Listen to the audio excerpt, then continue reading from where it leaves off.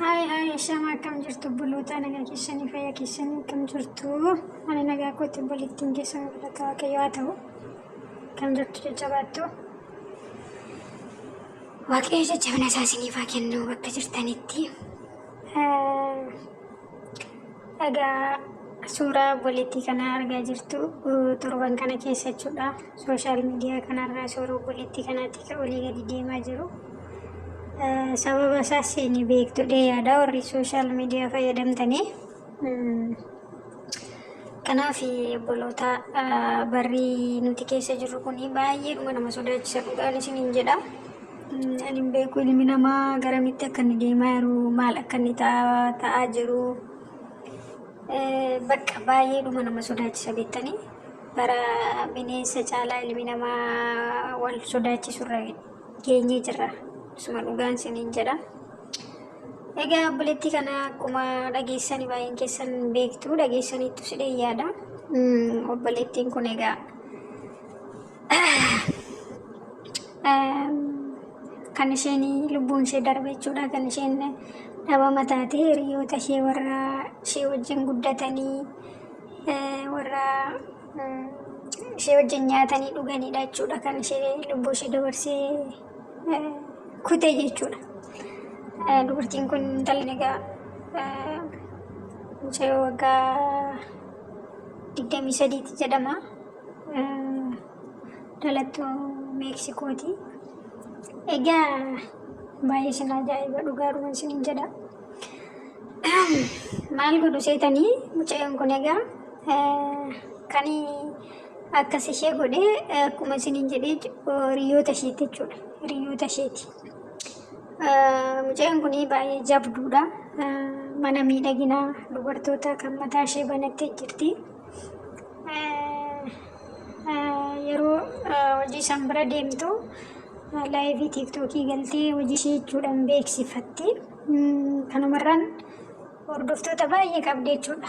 Gama tiiktookiitiin jechuudha. Mucaa baay'ee cimtuudha, tattaafattuudha. Bakka nama hojii ishee hojjetattuudha jechuudha. Namootaan baay'ee jaallatamtii kabajamti. Yeroo akkasii kana namoonni naannoo keessan jiranii isin jibbuun isaanii waan hin hafne jechuudha. Isin gaafa hojii mataa keessanii uummattanii ofitti deebitanii of dhaggeeffattanii of deessa irraa eegaltanii namoonni isin hin jaallatan jechuudha. Namoonni baay'ee isin balaaleffatu isin jibbu. Isin galee egaa maal godhu guyyaa sana jechuudha. Guyyaa lubbuun ishee darbu laayivii irra jirti. Laayivii tiiktook irra jirti. Bakka isheetti hin tolle beektanii gaafa wanti ta'e isin quunnamuu akkasumatti dhaqni ofii waan namatti himu qaba mitiidha. Natti hin tollee gara manaan galuu qabaa minaamin jetti beektanii. Riyyaan ishee immoo mana miidhaginaa sana keessa kan hin hojjettu jirti. Lakkii deemuun qabdu har'a kennaa baay'ee sensitiivii ta'e qabda. Wanni kennaan ishee dhufu jira. Isa teessee eeggachuu qabda. Miira yeroo sanatti sitti dhaga'amu immoo nuti arguu qabnaa jedhanii gamaa gamasii jechuudha. Hiriyoonni ishee kun jechuudha. Teekstii erguu fi miseejii jechuudha. Akka isheen laayivii sanarraa baatee hin galleef. Isin galee lubbuudhuma ishee dhabamsiisuudhaaf. Osuma akkas godhanii jechuudha. Jalqaba maal fiduu fi kunoo wanna ashaangulliitii waan isinitti agarsiisu.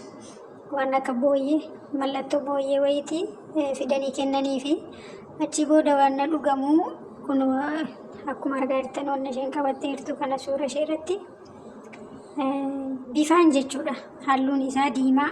Kana jechuun dhiiga agarsiisaa mitiire.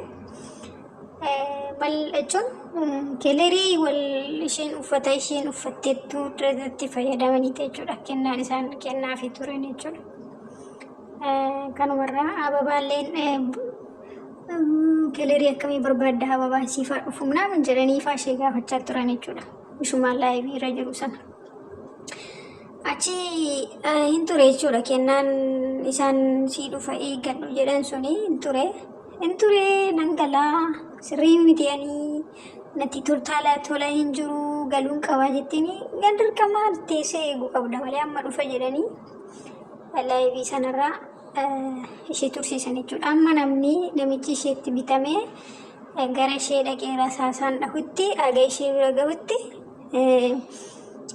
abaabbalanii jechuudha. Sossobanii akka isheen laayiviirra turtu ishee taasisanii jechuudha.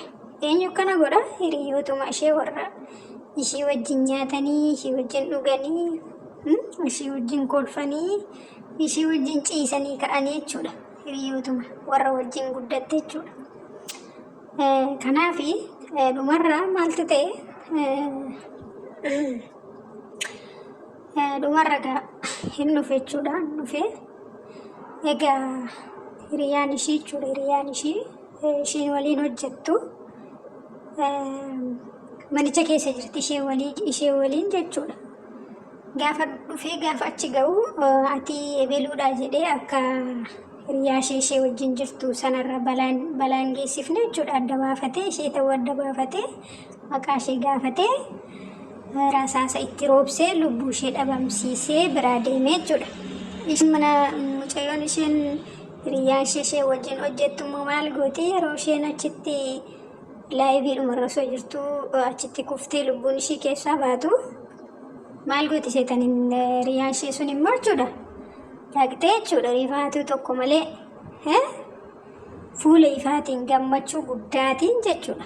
Laayivii mucayyoo cuuftee biraa deemtee jechuudha. Isinii galee egaa waaqayyo dhugaa ishee baasu jennaa.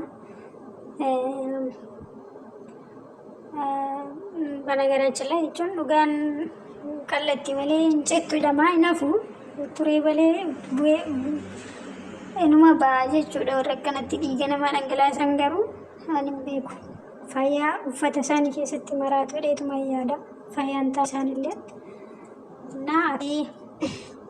Keessumaa jechuun waan tokko asirratti waan isiniin barbaadu obboloota tootaa jechuudha. Dubartoota isaa ta'u dhiira isaa ta'u namni wanti miidhamtutti bulu fagoof dhugaan siin jedha fagoorraa sitti dhufu namni fagoo sin miidhus sin beekus wanta inni si miidhus tokko hin jiru si deeggaruu si jaallachuurraan kanaaf si galee kan sitti aaru yeroo ati godhattu kan sitti aaru bareeduu kee miidhaguu kee of dandeessee jiraachuu kee kan argee sitti aaru namoota naannaa kee jiran namoota si wajjin guddatan namoota ati kan kooti jettu namoota ati jaallattu namoota ati itti dhiyaattu namoota naannaa kee jiranii jechuudha.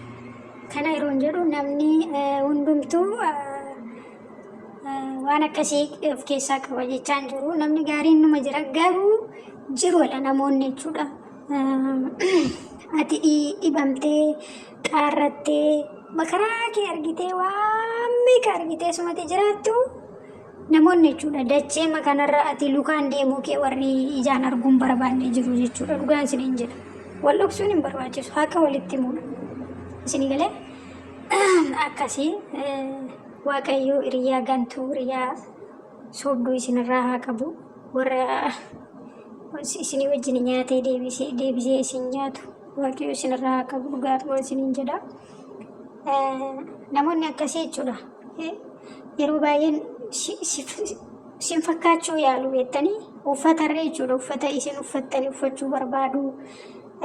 Istaayilii mataa isin murattanii murachuu barbaadu yoo dubarallee ta'e akkasii bakka garuu gaafa san hundumaa yaalanii daddabanii fakkaachuu malee isin ta'uu hin danda'ani waan ta'eef lubbuu keessan balleessu jechuudha.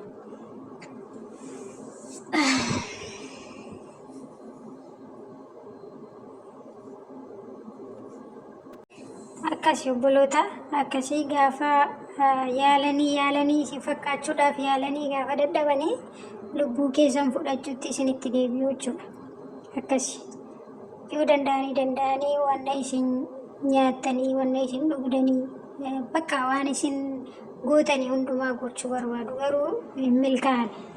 Isin fakkaachuudhaaf yaalu garuu isin hin ta'ani. Gaafa kan hundumaa yaalanii isaaniif game bakka lubbuu keessan dabarsuutti dhufu jechuudha. Waaqayyo isin biraa qabu namoota akkasii dhugaa isiniin jedha.